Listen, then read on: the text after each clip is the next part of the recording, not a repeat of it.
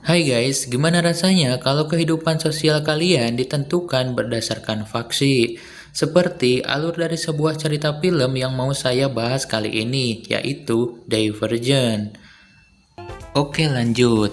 Film ini merupakan karya fiksi ilmiah tahun 2014 yang diangkat dari novel yang berjudul sama, karya Veronica Roth, memperlihatkan kehidupan umat manusia sesudah perang, yaitu di sebuah kota bernama Chicago. Kota tersebut merupakan salah satu kota yang selamat dari perang. Kok bisa ya? Oke, tenang, aku jelasin. Jadi ceritanya, para pendiri kota Chicago membuat benteng yang mengelilingi kota tersebut untuk melindungi dirinya sendiri dari ancaman luar. Pinter. Selain itu, pendahulu kota tersebut membuat sebuah sistem yang dinamakan sistem faksi, di mana sistem tersebut membagi manusia menjadi 5 golongan berdasarkan sifat dan karakternya. Tujuannya yaitu untuk menjaga perdamaian. Fis. Faksi tersebut terdiri dari berbagai macam, yaitu erudite yang memiliki sifat jenius, amity memiliki sifat damai, candor yang memiliki sifat jujur, dauntless yang memiliki sifat pemberani, dan abnegation sebagai penolong tanpa pamrih. Namun, gimana jika seseorang memiliki lebih dari satu sifat faksi? Maka akan dikatakan sebagai divergent dan dinyatakan sebagai ancaman yang harus dimusnahkan. Selain kelima faksi dan divergent, masih ada lagi kelompok manusia non-faksi, yaitu orang-orang buangan dari sistem faksi atau yang tidak memiliki faksi, seperti gelandangan. For your information aja ya guys, divergent itu artinya berbeda. Kita langsung masuk ke karakter utamanya, yaitu Beatrice Pryor. Beatrice merupakan seorang gadis muda yang berasal dari faksi Abnegation. Namun, dari kecil dia sudah mengidolakan faksi Dauntless. Pada saat menginjak remaja, Beatrice harus menentukan dia akan masuk ke faksi mana. Perlu kalian ketahui, sebelum masuk faksi, wajib terlebih dahulu untuk melakukan tes. Itu bertujuan untuk mengetahui lebih condong ke faksi mana sifat dalam diri kita. Tibalah di hari pengetesan, terlihat Beatrice sudah sangat gelisah dan tentu saja itu membuatnya sangat bingung karena ia merasa sangat berbeda dari faksi Abnegation. Di scene selanjutnya, Beatrice memasuki ruangan tes, yang di dalamnya terdapat seorang pendamping ujian bernama Tori. Tapi bukan Ninja Hattori, bercanda guys. Ia mengatakan bahwa akan membantunya memilih faksi berdasarkan kepribadiannya. Dan 95% peserta biasanya mendapatkan faksi asalnya atau dari keturunannya. Setelah meminum cairan yang entah apa itu namanya, pokoknya nama warna biru-biru gitulah, Beatrice pun mulai berhalusinasi. Ia merasakan bahwa di ruangan tersebut hanya ada dirinya sendiri. Kemudian ia bangun dan memandang dirinya ke cermin. Pada saat menengok ke sebelah kiri, ia melihat banyak sekali pantulan dirinya. Begitupun pada saat melihat ke belakang, ia saling pandang memandang dengan dirinya sendiri. Ternyata orang teh cantik cek si Beatrice teh hatena. Tiba-tiba dirinya yang lain mengatakan, pilihlah sekarang sebelum terlambat, sambil memperlihatkan pilihan antara pisau dan daging. Lalu Beatrice bertanya, harus kuapakan benda itu? Namun hal yang mengejutkan pun terjadi. Teuing kumaha entah dari mana eta datangna si anjing, tiba-tiba saja udah berada di depan Beatrice. Sontak hal itu membuatnya takut. Di sini aku baru mengerti, yang tadi disuruh memilih antara pisau dan daging, maksudnya jika dia memilih pisau maka dia bisa melindungi dirinya dengan membunuh si anjing. Tetapi jika memilih daging maka ia bisa menjinakkan anjing tersebut dengan memberinya makan. Tetapi sayangnya Beatrice tidak memilih satupun. Lalu si anjing, kita ganti aja ya guys dengan si Gogok lah, enakan.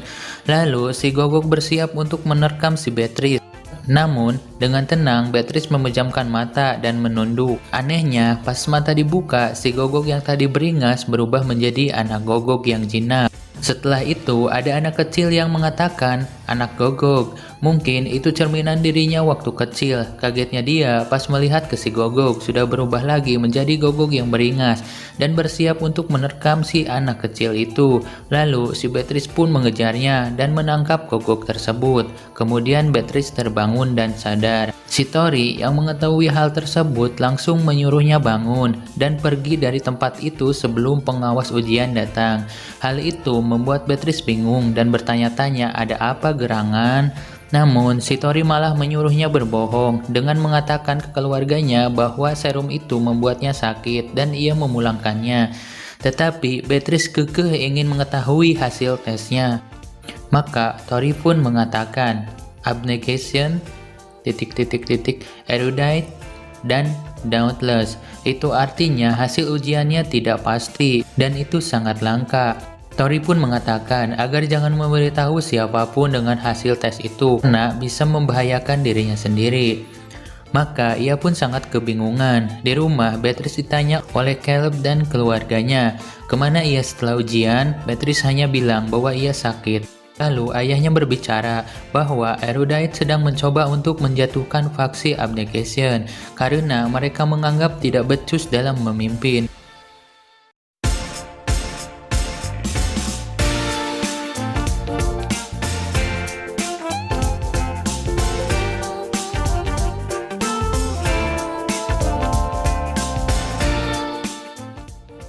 Tibalah di hari penentuan. Di sini, dari berbagai faksi berkumpul. Terlihat seorang pemimpin erudite yaitu Jenny sedang mengobrol dengan keluarga Beatrice. Di hadapan para faksi, Jenny memberikan pidatonya tentang faksi. Begitupun Marcus sambil mengatakan faksi di atas keluarga. Yang lebih berharga itu faksi ternyata. Maka pemilihan faksi pun dimulai. Dari faksi abnegation, dimulai dari Caleb Fryer yang tanpa diduga ia memilih faksi erudite dan itu membuat keluarganya sedih. Dilanjutkan dengan Beatrice Fryer. Inilah momen menegangkan bagi Beatrice karena ia harus memilih dengan memikirkan keluarga dan dirinya. Awalnya ia akan menjatuhkan darahnya ke wadah abnegation, tetapi tiba-tiba ia memindahkannya ke wadah dauntless. Sesudah semuanya beres, mereka pun pergi dari ruangan tersebut. Di luar, kelompok dauntless pun berlari dan memanjat tiang rel kereta, lalu Beatrice pun mengikutinya. Namun kegilaan tidak sampai di situ. Pada saat kereta lewat, mereka pun menaikinya dengan cara berlari dan melompat ke dalam kereta. Di kereta, Beatrice berkenalan dengan Christina. Pada saat sedang istirahat, mereka pun disuruh bersiap lagi. Dan ternyata mereka semua melompat keluar kereta yang sedang berjalan. Gila nggak tuh? Maka Beatrice dan Christina melompat secara bersamaan. Akhirnya mereka pun mendarat dengan selamat. Ya meskipun si Beatrice rada bararit seetik lah. Namun, baru saja mereka bisa tertawa, tiba-tiba pemimpin mereka bernama Eric mengatakan jika mereka ingin menjadi bagian dauntless, maka harus melompat dari atas gedung. Benar-benar gila ini. Jika tidak, maka bukan bagian dari dauntless. Dan Eric pun berkata harus ada yang melompat pertama, namun tidak ada yang berani. Sampai akhirnya Beatrice mengajukan dirinya sendiri. Hebat aja, wanita keren bro. Dengan rasa deg-degan, Beatrice melihat ke bawah gedung. Namun, masih ada saja yang menyinyir. Tanpa memperdulikannya, Beatrice pun membuka bajunya dan menaiki tembok. Kemudian akhirnya dia melompat.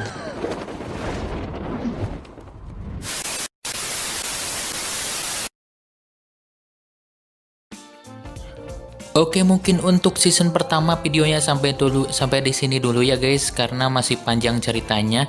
Dan mohon maaf di video kali ini saya terlalu banyak menggunakan gambar karena ya copyright guys. Saya capek-capek edit semalaman untuk apa gitu dan akhirnya copyright.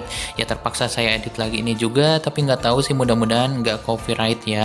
Dan sampai ketemu di video selanjutnya ya guys. Untuk part 2 nya nanti saya mau bikin. Dan salam dari saya.